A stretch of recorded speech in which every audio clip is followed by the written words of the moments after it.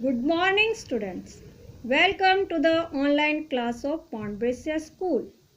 आज स्टैंडर्ड 8 के वीडियो में आप लोगों के लिए कुछ विशेष जानकारी है जो आपके चैप्टर 3 से ही संबंधित है। पहले आप इन दो तस्वीरों को ध्यान से देखिए। तो पहचान लिया होगा आप लोगों ने, ये तस्वीरें श्री कृष्ण और सुदामा की है। इन दोनों की मित्रता का उदाहरण दिए बिना क्या मित्रता शब्द अधूरा नहीं लगता। सुदामा और कृष्ण की मित्रता संसार के लोगों को यह सीख देती है कि मित्रता अमीरी गरीबी ऊंच नीच जाति धर्म पर आधारित नहीं होती।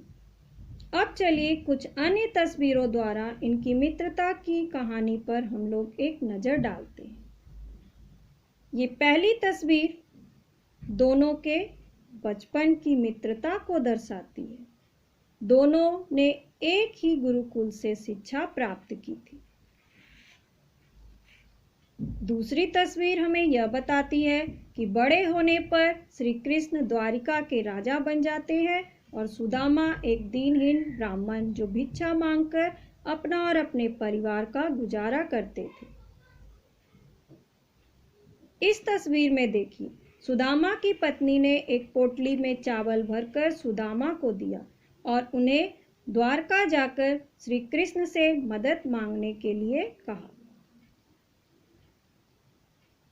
सुदामा द्वारका की ओर प्रस्थान करते हैं। उनके मन में बार बार यह आशंका उठती है कि क्या इतने दिनों बाद श्री कृष्ण जो उनके बचपन के मित्र हैं उन्हें पहचान पाएंगे। कृष्ण के महल के बाहर खड़े सुदामा द्वारपाल को अपना परिचय देते हैं। द्वारपाल महल के भीतर पहुंचकर जब श्री कृष्ण को सुदामा के आने की खबर सुनाता है तो कृष्ण अपने बचपन के सखा सुदामा से मिलने नंगे पांव दौड़े चले आते हैं और महल से बाहर खड़े सुदामा को अपने गले लगा लेते हैं। वे खुश होकर उनसे उनका हाल समाचार पूछने लगते हैं। वो किस तरह से, सुनना चाहेंगे आप?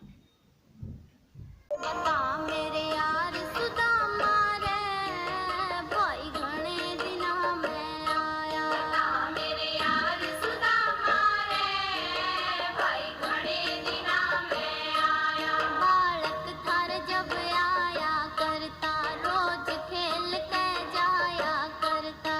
बालक थार जब आया करता रोज खेल के जाया करता। बालक थार जब आया करता रोज खेल के जाया करता।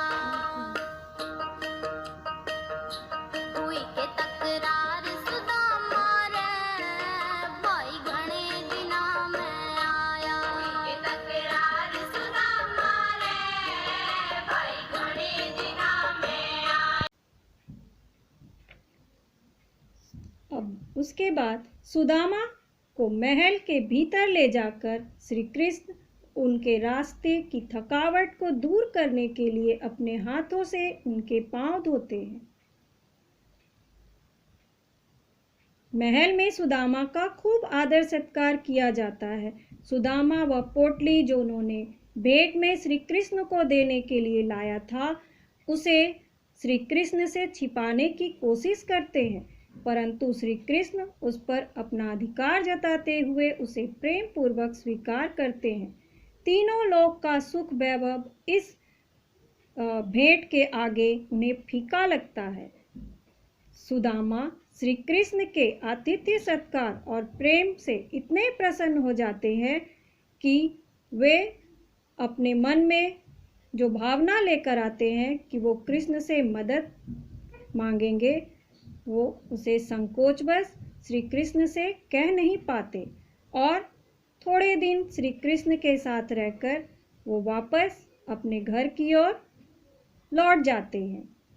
जब सुदामा अपने घर वापस आए तो उन्होंने देखा कि श्री कृष्ण ने उन्हें बिना मांगे ही सब कुछ दे दिया। आज उनकी कुटिया महल में बदल गई और हर तरह की सुख सुविधाएं उन्हें प्राप्त हो गया। तो देखा आप लोगों ने कैसी थी सुदामा और श्री कृष्ण की मित्रता। अब आप लोग अपना होमवर्क लिखिए। आज आप लोगों का होमवर्क है कि श्री कृष्ण ने सुदामा की मदद प्रत्यक्ष रूप से न कर कर अप्रत्यक्ष रूप से क्यों की।